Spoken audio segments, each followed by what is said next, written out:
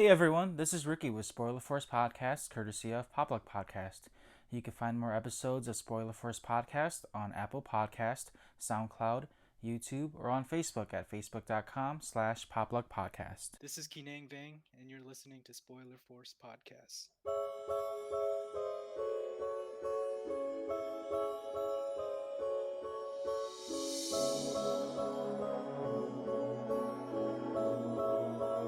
It's a LP beat.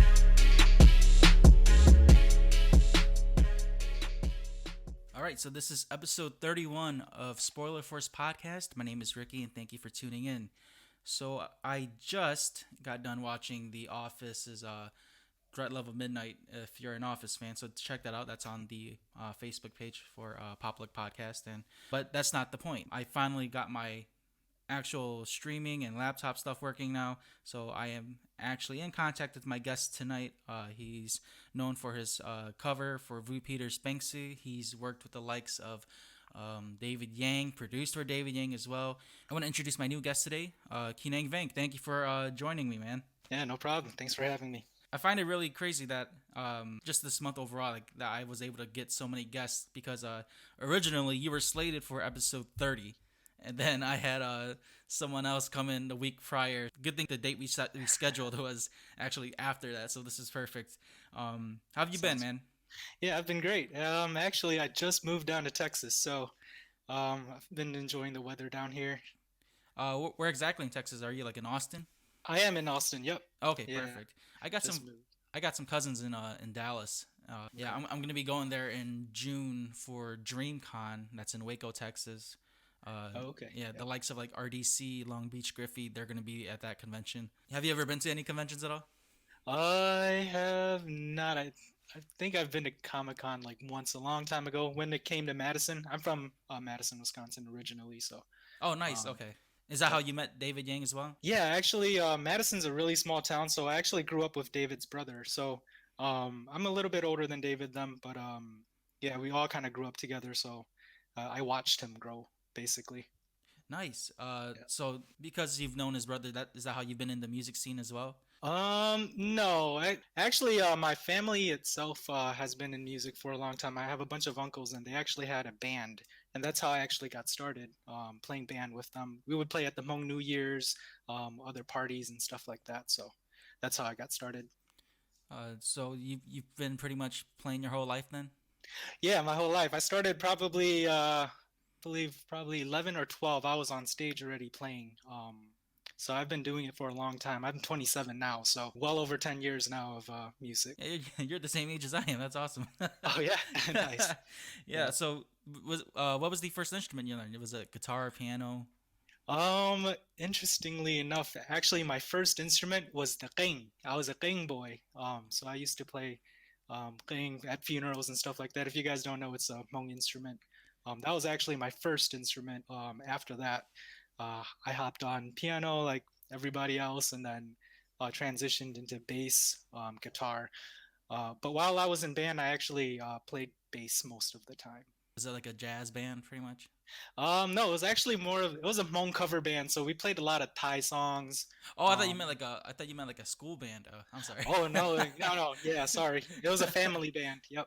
Were you guys just mostly local then? It wasn't like were you guys going to Yeah. like Minnesota or at all, anything like that? I recall going a couple of times to just the Wisconsin area. We'd go to Appleton, Oshkosh, things like that.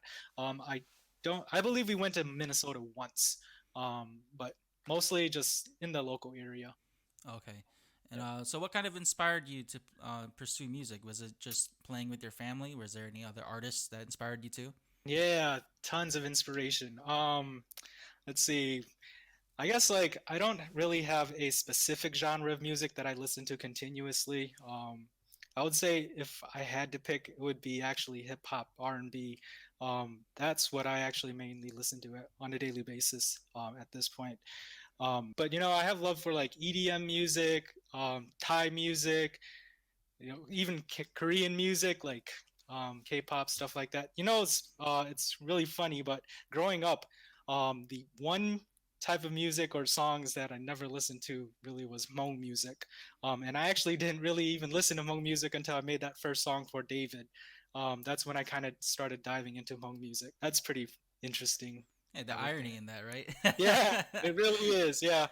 Um, but yeah, I think it's kind of cool too because growing up, if I like not listening to that, the stuff that I tend to make, I try not to copy, or it's hard for me to copy because I haven't listened to it a bunch of times. Like when you listen to things that you're inspired by, you tend to mimic it. You kind of play like the same like progressions as the other music and stuff like that. Right. Yeah. So I think I'm kind of lucky in that sense that I got exposed to a whole bunch of different stuff growing up, and I can incorporate a little bit of everything into the songs.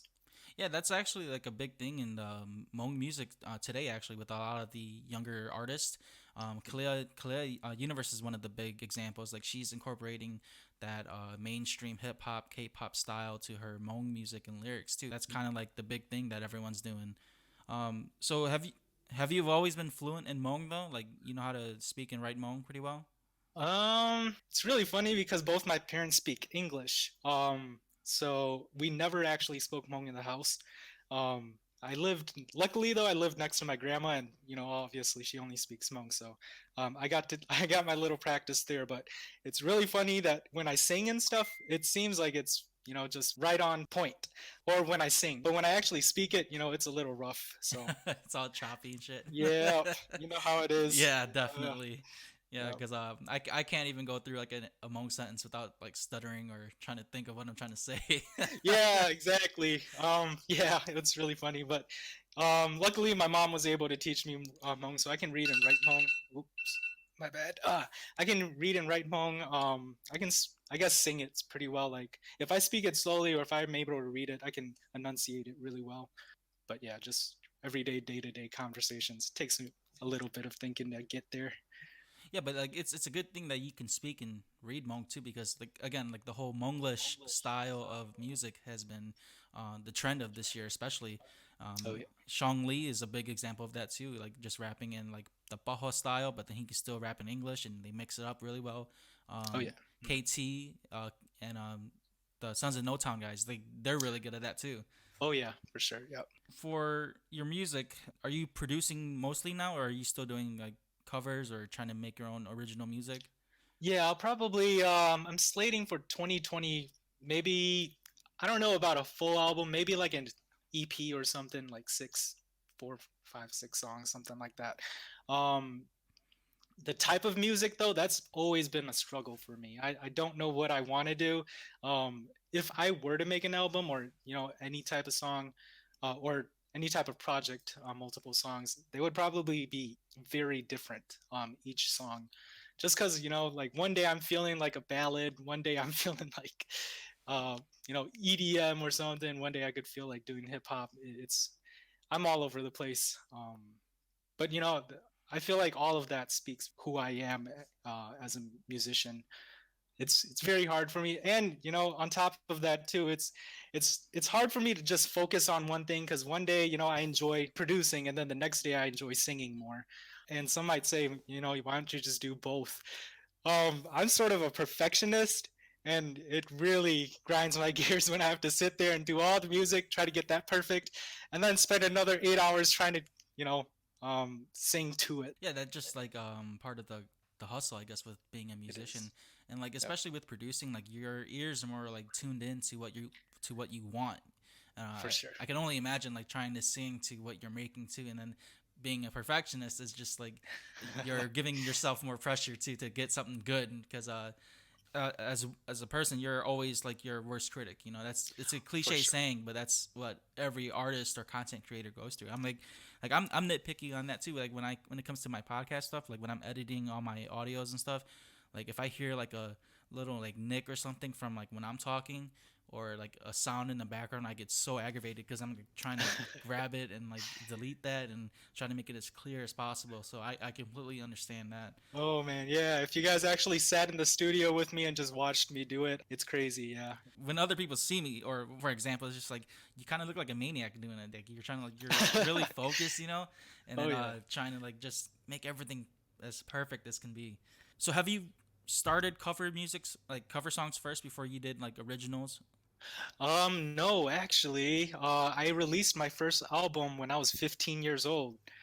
So I actually went into a professional studio, paid per hour, and created my whole 10-song album there, at 15 years old. And that was actually the first time I actually wrote anything, produced all of my music. But yeah, it's been a long time since. And then I kind of just got out of the game and then just kind of hopped back in when David's like, "Hey, you want to make me a song?" I'm like, "Sure." And that's kind of how I got right back into it. Have you thought about dropping your album on YouTube, or is it on YouTube already? No, it was before YouTube. When I was 15, it was probably the Timothy De La Ghetto days, Yeah, like the right start of when YouTube the and all start of YouTube. Yeah, that. yeah. MySpace, I remember uploading everything there. Oh yeah, Man, that's right. You could promote your music through MySpace. That was like a yeah, huge channel for it was. any Yeah, musician. Yeah, yeah, yeah, that's awesome. I actually never knew that. That's great to know for especially for fans to know that you've been again like you've been doing music since you were young, but to make an album at 15, yeah. you wrote everything yourself too. Yep, wrote it all and produced all the music and everything. Yeah. So, if you don't mind, can you take me through the process of how you made the song for David? I know on 88 Avenue, or I think that's the podcast, or the Expectation podcast, Mhm. David talks about how he hit you up and you made that melodic Thai sound to his song. Yeah, so it was actually really interesting. Because I've been doing music too, for a very long time. Not a lot of people know that, but David was one that knew that. I believe he actually bought my album when he was a kid. He's a couple of years younger than me, so it was really funny. And then when he hit me up, he's like, "Hey," because he knew I did music. He knew I played band and stuff like that too. When we played band, we did a lot of Thai songs. So when he hit me up, David loves Thai songs too, and so do I. So he was kind of just like, "Hey, can you make me something Thai, and then I'll just write Hmong to it, but sing it Thai style." And that's actually how we got that idea started. How we actually got the whole song started, he actually just came over to my house and he's like, "Okay, let's start." And I just played some chords. Because like when you're playing in a band, especially a cover band, I've played tons and tons of different Thai songs, so the chord progressions are sort of similar. So I kind of just started playing, and then as soon as I played, he kind of just sung it out of the blue. It's very magical, what we did there. It's just really cool how when you have two talented people, they just sit in a room and magic just happens. It's kind of how it started.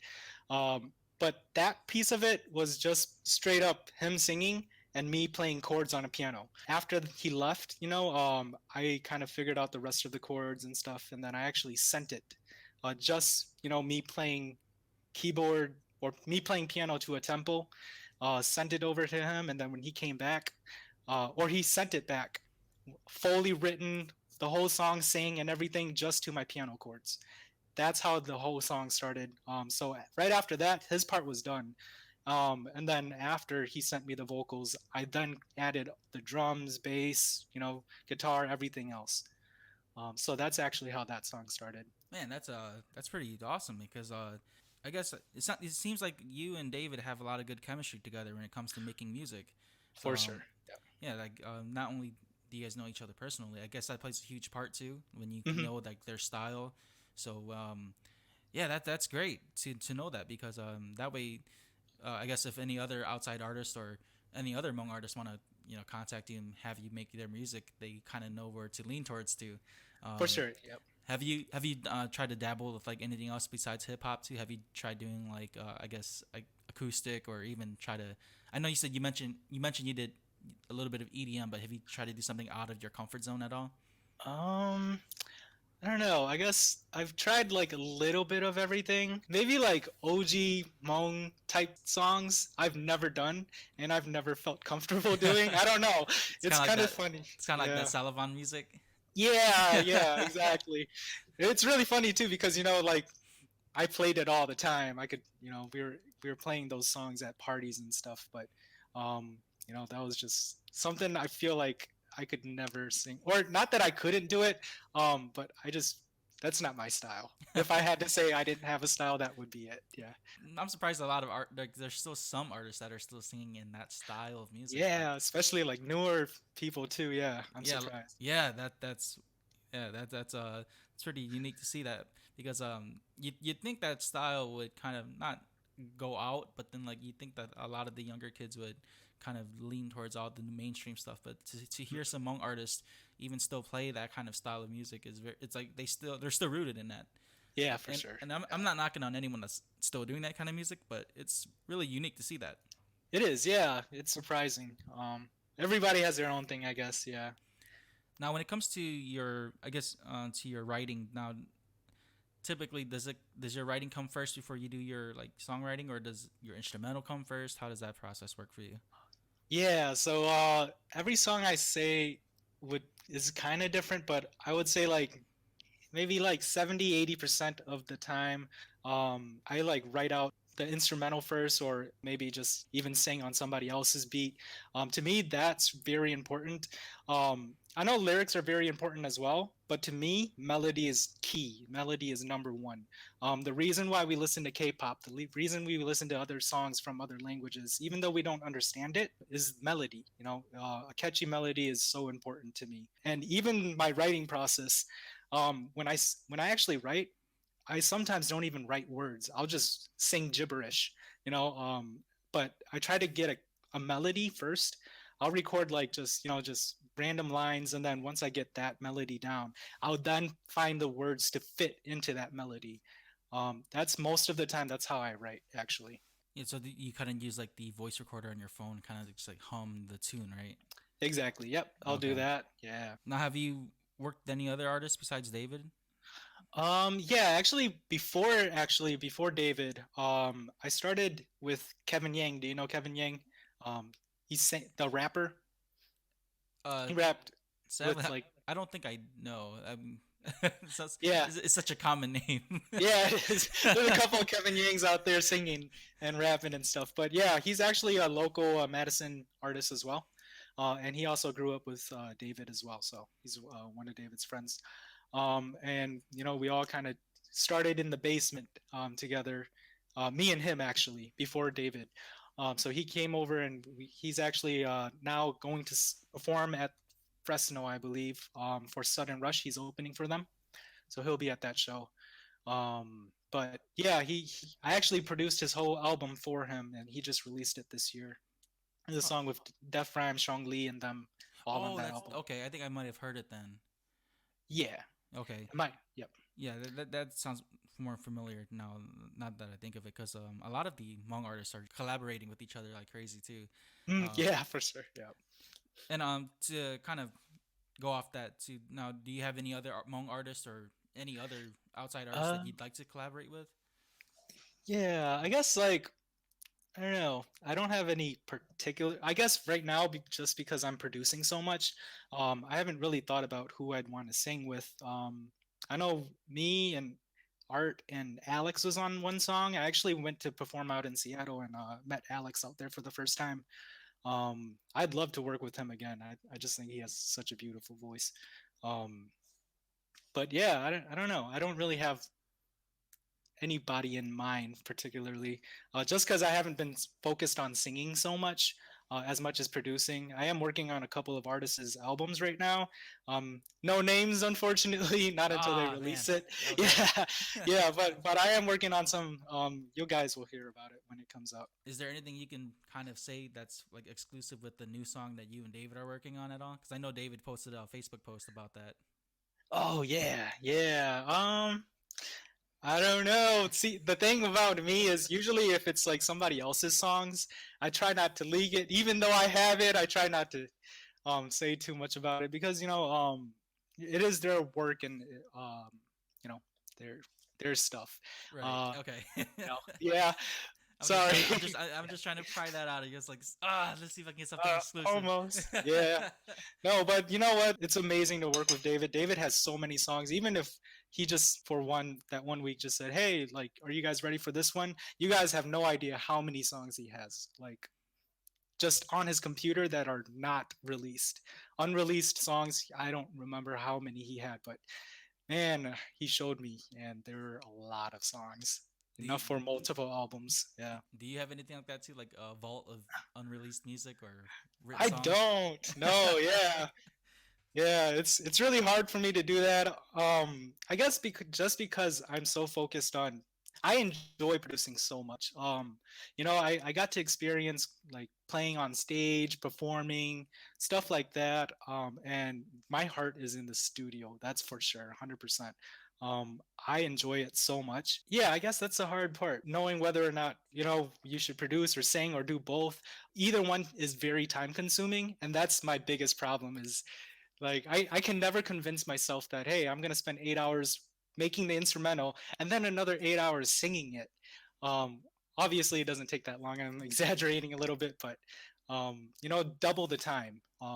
And I I guess I enjoy producing a little bit more than singing at this point.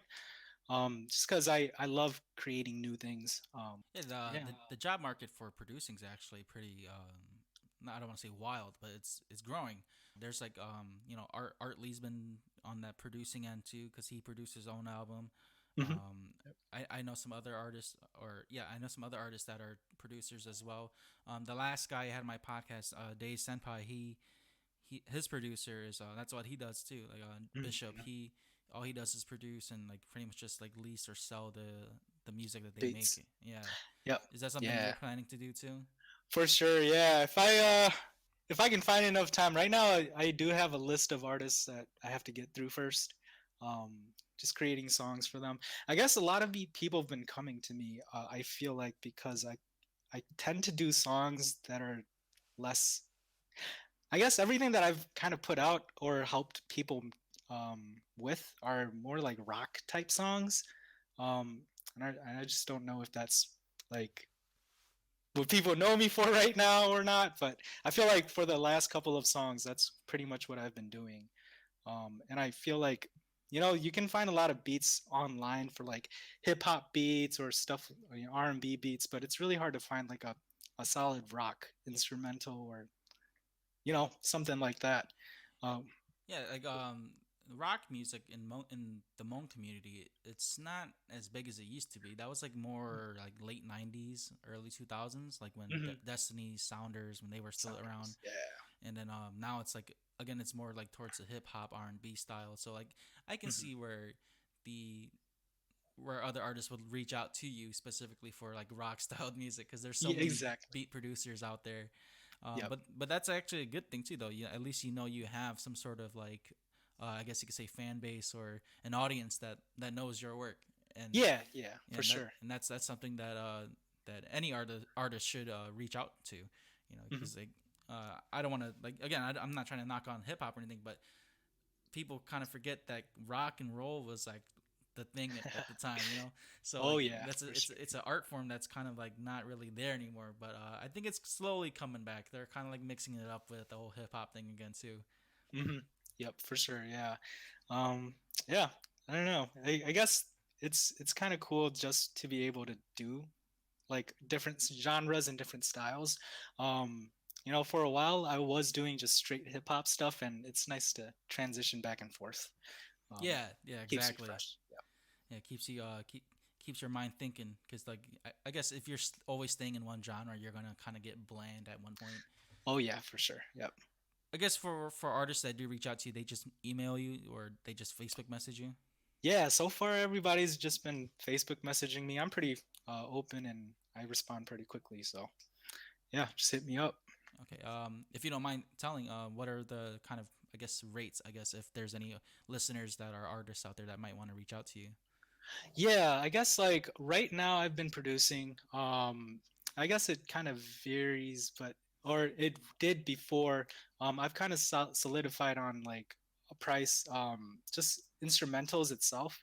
I've been doing for a couple hundred, but I also mix and master as well. So if you guys have anything that you guys want mixed, you already have an instrumental and you just need your vocals mixed or something like that, I do that as well for like it's pretty cheap. Okay. Yeah, that's Yep. great, man. Yeah, it's again, it's awesome to know that you are also doing producing along with the whole singing thing too. And honestly, when I first heard your music, I thought you were just a cover artist first. The whole producing side, I had no Yeah. idea until I heard David's stuff, and I was like, okay, so he's doing both, and that's actually a really good thing, Yep. especially if Yeah. you're chasing, your passion is music. The move to Texas, was that for music too? Sort of. Actually, you know what? Back home, we have tons of friends back home. Everybody's really close. So, on the weekends, I was always out, and then on the weekdays, you're working, and it's kind of hard to focus, I guess. And yeah, that move definitely helped. I have tons of free time now to just focus and hone in on my skills. So that's definitely one reason why I moved down. Yep. So are you on your own or do you have roommates? Nope, I'm completely on my own. Yeah, actually, everybody thought I was kind of crazy for moving down because I don't actually know anybody from Austin, or anybody in Texas, really. So I kind of just packed my bags and drove down one day. Oh wow. Yeah, It that's was a just like that. Yeah. damn, that's really that's a big move. Holy shit. Oh yeah, for sure. Yeah, it was a long drive too. Like But so I guess the move to Texas was like you just kind of looked it up or you just like I yeah, guess threw a actually, dart it's at the map.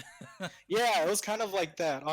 Because my day job actually, I'm a software developer like during the day, so I work remotely. So technically, I can live wherever I want to live, and I just wanted to be somewhere warm. I've lived in Wisconsin, born and raised there my whole life. Winter is really winter, and so I wanted to spend like one winter without snow.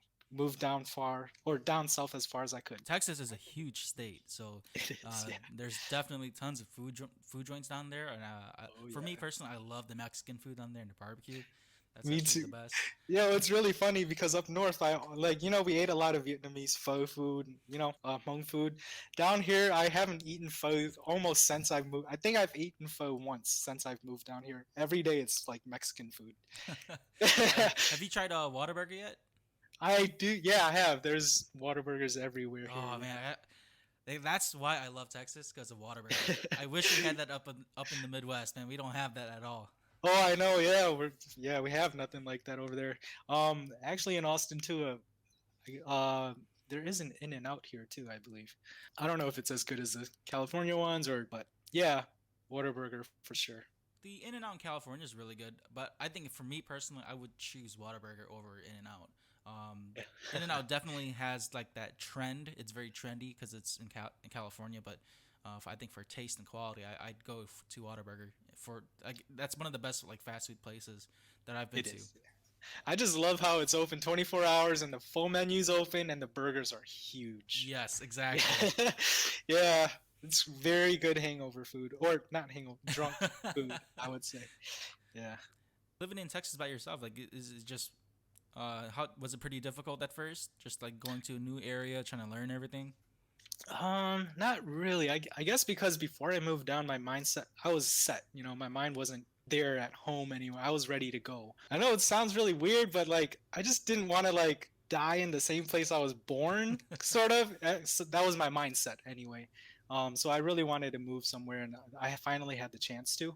I took that chance and just went with it. Honestly, that's like really inspiring, man. Because like I feel like a lot of artists who I guess who never kind of take a risk to move out, they don't really grow, and their experiences kind of like are limited. Yeah, definitely. Yeah, yeah. It definitely helped me personally. It was a good personal growth move for me. When it comes to your cover art or to your cover songs, I guess, Hmm.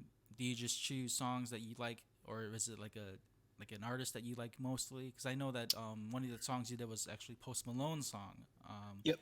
and was it Goodbyes, right, from Post Malone? Yep. Yeah, Yeah. and like the way how you produced it too, it was pretty similar to how his song was, but you had your own kind of Was, yeah. style to which I thought was really good too. Yeah. Yeah. Whatever feel or sounds good to my ear is usually how I pick and choose what I want to cover. Yeah, I don't really have a particular artist that I listen to like more than another. I don't know. Whatever's catchy to me. Now, do you plan to go mainstream at all? Like, is that something that you'd like to do with your music? I've always wanted that. Actually, like if I had one goal in music, it would be to go mainstream. Whether it's producing or like on stage or however, whatever it is, I'd love to do that. There's so many mainstream artists and producers that like have inspired me, not only like through music, but as a person and what I aspire to be. So, just being able to get there and then being able to work with them, that's one of my dreams for sure. It doesn't matter if you're like producing or actually singing on stage, as long as you're like in that community, I guess. Yeah, for sure. Yep, Okay. exactly. Yeah. And to me, because you can kind of do, or because I can kind of do both, it's not that I would rather do one or another. It's kind of like once I'm in that setting, I feel like I would be able to, um, you know, either sing or produce whenever, however I want. It's very different when like you're able to do both, and then you don't actually have to wait on anybody to do anything. If I wanted to, I could just like just sit here and make a whole album tonight if I really wanted to. And I think that's the best part of it. So being mainstream to me is just being in that setting, being able to be around those people, being able to network to get the music out there. But the craft itself, that's still me. I feel like I wouldn't need mainstream to be a musician or to be a creator. Um, you know. Is there like any I guess any other YouTube artists that you'd like to work with too? Like that are so I guess you could say kind of like mainstream, like Timothy Delgado. He's a YouTube artist that's mainstream, or Mhm. yeah, kind. Well, he is mainstream, at least Yeah, to for me. sure. Yeah, for sure Yeah, he is. Yeah, if he's yeah. on There's TV, he's mainstream. Oh yeah, for sure. And even on YouTube, there's to me a lot of those singers, like William Singe and a whole bunch of those other cover artists as well. And there's a whole bunch of other, you know, singers on YouTube that have their originals. There's so many talented people, I wouldn't know where to start, honestly. Um, but yeah, I'd be down to work with anybody. To me, I think like being able to create something fresh and something new, um, just you could give me a song, and then if I worked with David, it'd sound totally different than if I were work on that same song with like I don't know some other rapper or some other singer, and to me that's the magic in music, is being able to create something with another person or just creating something from an idea or something from scratch. That's the coolest part. And I'm pretty sure you like study their craft as well, right? Like knowing their, I guess, their taste in the music too. Yep, for sure. Yeah. Whichever artist it is, before, even working with artists today, before I even start working on anything with anybody, I'll listen to their music and, everybody kind of has their thing. And I try to find that.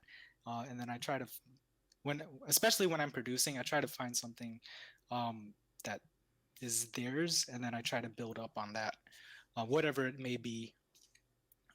But yeah, Okay. everybody has. Yep. Yeah. Kind of. I'm gonna backtrack a little bit here, but kind of going back to the topic of going mainstream and whatnot. Um, Now, if let's say, for example, if like a label like Yellow Diamond or like even Mong reached out to you and tried to and wanted to sign you, is that Mhm. something that you would consider too? I had that question asked to me very like I guess we kind of all talked about it way in the beginning. Um, I personally, as an artist, I would say I probably wouldn't sign. I guess that's not where my goals would be. I wouldn't feel like not that I wouldn't feel satisfied or something like that, but like personally, like I want to reach higher, I would say. Um, I don't know. It's To more of like a major label then. major label, something like that. I feel like that's where I would be satisfied, or that's where I would feel like I made it. You know what I mean? Right. Yeah. Yeah. I understand Yeah, that. yeah, Like yeah. it's something that you kind of want to like break the walls down for, especially being a Hmong producer too. You want to be like the first kind of thing. It's kind of like that. But like the differences of doing like major labels and being independent though, like, are you kind of concerned about like I guess um, music rights and whatnot? Is that something that you're concerned For about too? sure. Yeah, actually, and if I had it my way, I probably wouldn't. I wouldn't want to sign with anybody. The freedom of being independent, um, is is magical. Everything that you do is you do it on your own time. Everything you do is yours. Um, to me, I guess it's more of when I say mainstream, I'm thinking more of just being able to sit in the same room as, let's say, a Post Malone or something. Okay, Versus actually being signed to a label and being promoted that way. Um, kind you of know, like being discovered by like a major artist. right, Okay. right. Have you ever ghostwritten for anyone? I have not. No. Yeah. Nobody's come up to me for that yet. Just producing so far. Yeah. Okay. Yeah, that'd be pretty cool. The first like Hmong ghostwriter, or at I'm least pretty sure. someone that's like known to be a ghostwriter. Oh yeah, I'm pretty sure there's some out there for sure. With all this music that you do you have like other I guess other things that you're into, like hobbies or whatnot, that kind of keeps your mind off of music in case like you're too overwhelmed with that?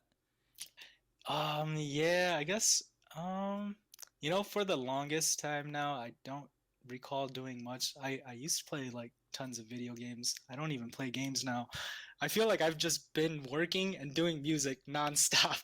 Um it's almost like, I work my day job and then music is my night job now. Kind of took the fun out of it, honestly. When you do music just for fun or just because you love it, it's very different from when you have projects and deadlines and things like that.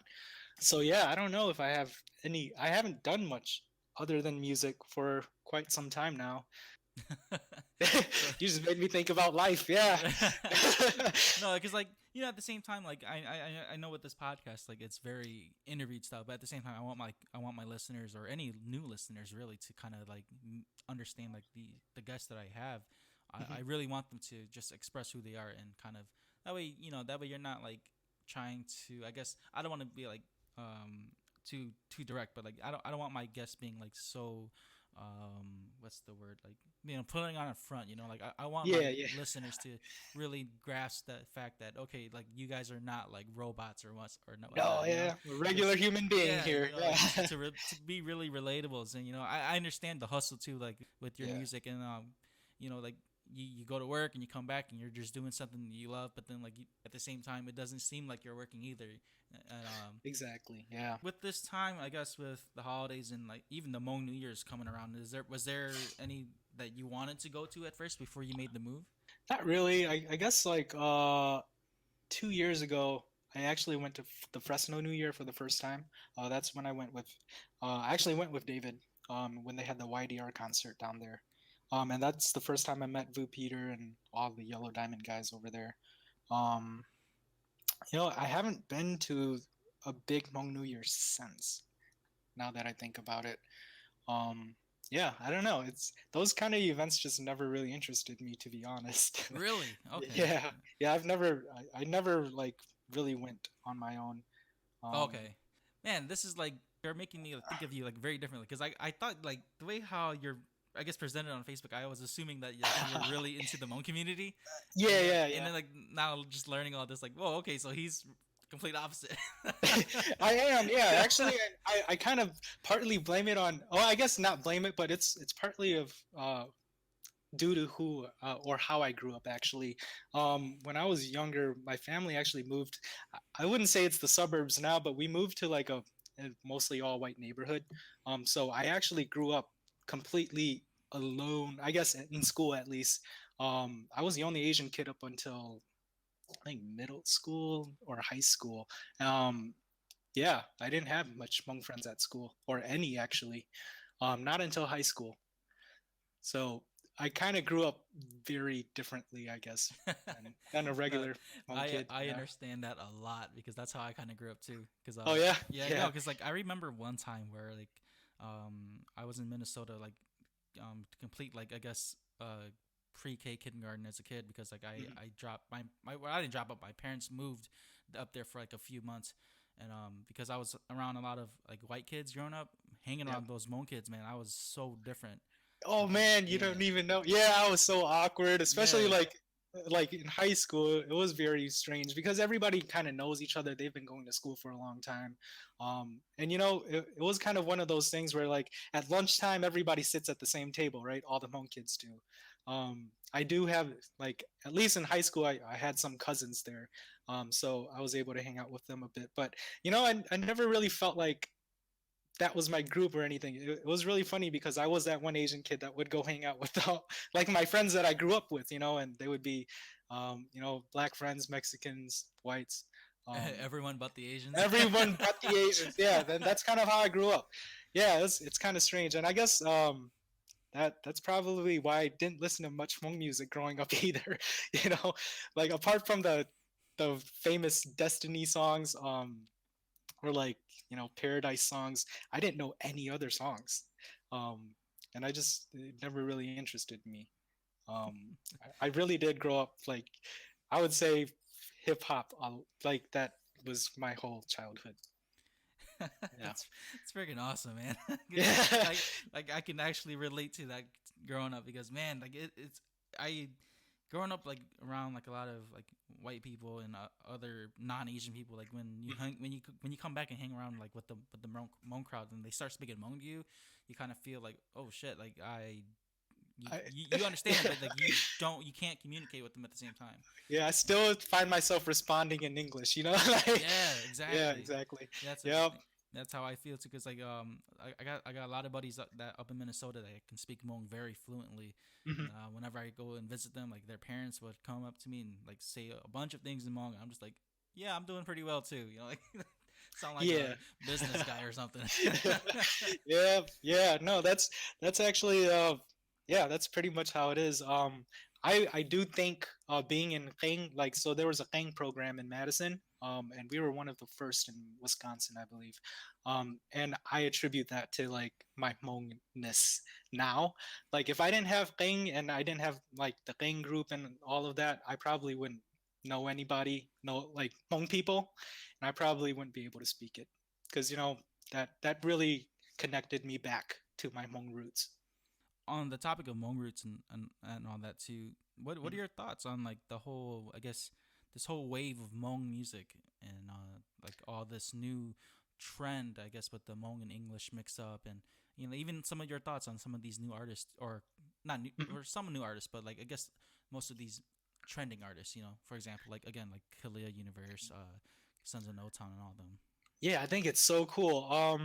I think it's really cool because it's popping up, or I guess a lot of people have been like mixing in, the new modern style with Hmong for a while now. But I feel like maybe it's just this year or like last year. Within the past 2 years, it's really boomed, and I just love it. Being able to use our language and mix it in with a more modern style, that's the dopest thing to me. Yeah, that's something I've caught myself doing too. Like especially this year, I've been listening to a lot more Hmong artists than I have before. Because before when I was younger, I used to never really listen to Hmong music like that either. And Yeah. so like I guess this whole new wave, I guess like something that I guess I can relate to as a person.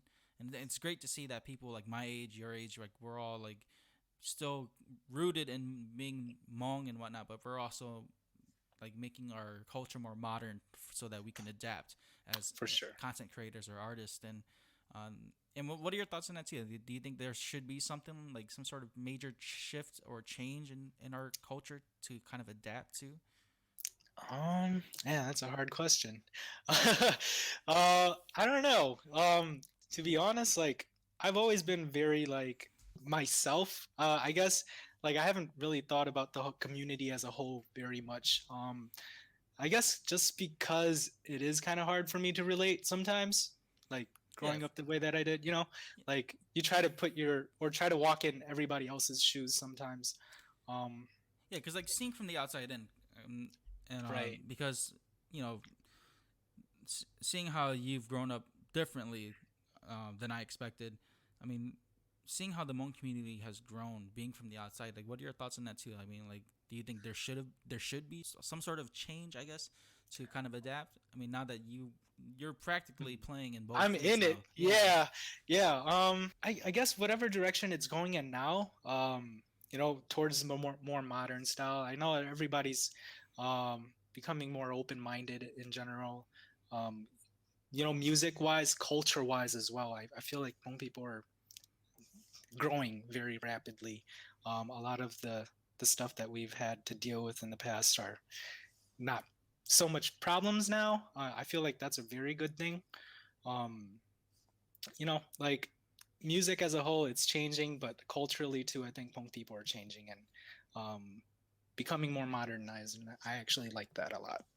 Yeah, like with this change, I think it really started with the change of music, honestly, because Mhm. I've this is the first time I've seen like a lot of Hmong artists kind of like unite like this, where we're all making this progress or movement together as a community, and kind of like just breaking barriers and trying to break some older traditions that don't really make sense to us.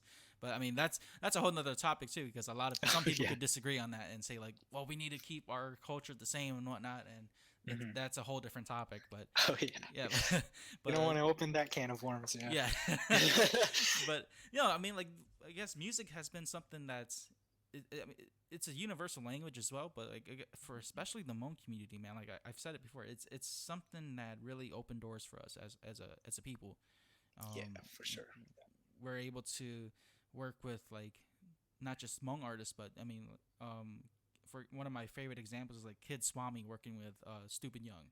Hmm. That was something that was really big. Like we've never seen Hmong artists like go out and work with other outside Asian groups, because like a bunch of the guys from like California, when I was speaking with DC Reacts, like all those West Coast rappers, they're working with a bunch of like Vietnamese, Cambodians, and whatnot too. I think that's something that's really really great for us as a community, because I guess during that time of the whole Asian YouTube sensation, Hmm. like you see all the other Asians like working together, but there was no Hmong artists out there. I know, right? Yeah. Yeah, that's so true. Have you met any? I guess artists out there that is like I guess YouTube artists or whatnot, because like for me, for example, I've met like what's I've seen Joseph Vincent live, but then Oh, I never got to meet him. But then I'm trying to think of who I met. I guess I don't know if Keena Granis counts. I think she's kind of Asian, but I don't know. I met okay. her. Oh, that's cool. Yeah. I haven't really thought about it at all. I haven't actually met anybody. Um, no. Even like doing music, I kind of just keep to myself. Like other than working with artists in our community, I haven't really reached out or aspired to reach out to other people yet. But it's definitely something that I should do. Definitely for 2020, huh? Yep. Yeah, I'm gonna like yeah. This year has been great working in the Hmong community, that's for sure. But 2020, yeah, I'm coming for you. Yeah, it seems like that's a huge year for a lot of Hmong artists, specifically. I mean, Hmm. even for me, like 2020 is something I'm really looking forward to, and it's especially in the Hmong community. I really want to try to um, reach out with, I guess, with podcasting, especially because I'm not a musician, but like with podcasting, I feel like I want to open doors for other Hmong artists or content creators, so that way it's not just always music that they can rely on, but also like they can find other outlets to create content and stay within the mainstream Hmong community too. Yeah, no, this is a great platform. I'm still up and coming as well, so thank you for having me here too. It's funny because a lot of the the comments and stuff and whatnot, like it's always geared towards like I'm not saying like it's bad, but like David has the spotlight a lot, For and sure. and Yeah. you've been working with him, so for me I was like, what, why not ask the other guy? Yep. Get his Yeah. perspective. I'm here too. Yeah. No, it's really funny too. Like everywhere you go with David, he's such a huge celebrity, and it's very hard to like just go anywhere without being mobbed. But yeah, no, it's cool. have you Um, have you got the chance to perform live with them at all? Like, yeah, we did just actually at the Seattle Hmong New Year a couple weeks ago. He brought me up with him and we did a couple songs there. oh, Yep. nice. Were you able to do anything solo at all, or was it just with him? No, actually, I didn't even know I was gonna go on stage. Before Texas, I actually thought about moving to Seattle. So, he hit me up and he's like, "Hey, I'm going to the Seattle New Year. Do you want to tag along?" And I was like, "Yeah, for sure," because I just wanted to see the city. And he had a show. He had to perform for the Hmong New Year there. So, I went with him. And then when I got there, he's like, "You're here, so you're gonna sing." I'm like, "All right." Like it wasn't planned at all. So it was more like a special guest type thing. It's awesome, man. Yeah. Okay, so before we start wrapping up here, was there anything that you'd like to plug or shout out at all, or drop any exclusive stuff at all? Yeah, I guess like not before or I don't really have anything planned for the end of the year. So, if there's anything to watch out for, it's going to be 2020. I'm going to come in hot. Okay, we'll be expecting that. Oh yeah. Again, but was there anyone that you like to plug or shout out to at all too on the podcast? Yeah, shout out to everybody back home. I haven't actually seen anybody in a couple weeks now, um, back home. So I miss you guys a lot back in Madison.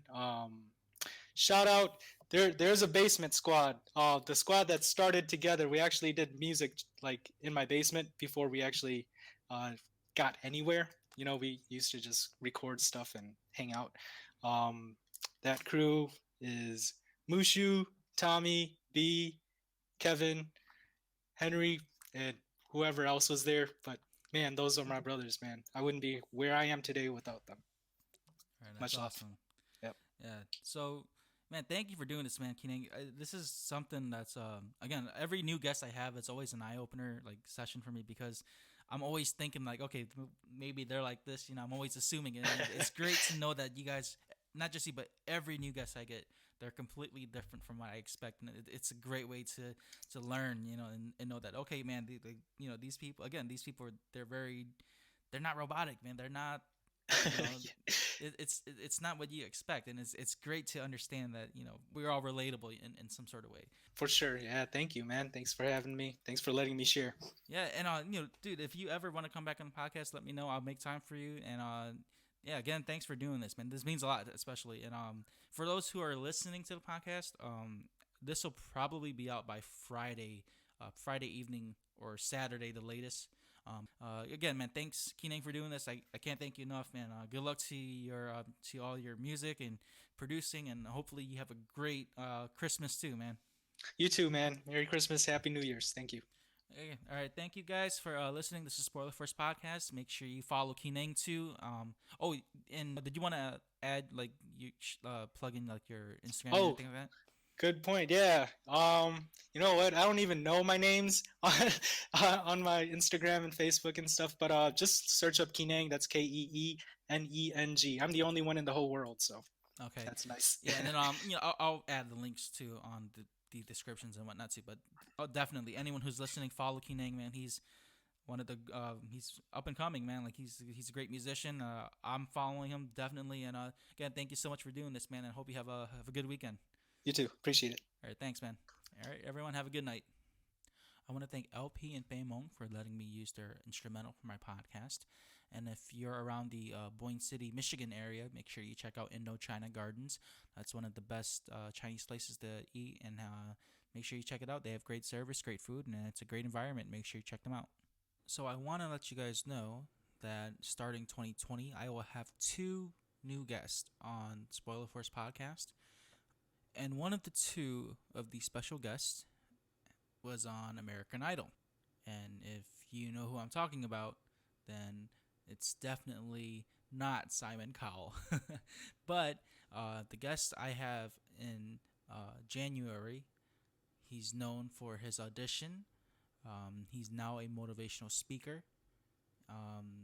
I confirmed and booked a podcast date with William Hung. That's right, William Hung. He is on Spoiler Force Podcast January 8th. Stay tuned, and yeah, I'll give more updates on that too, and share the podcast.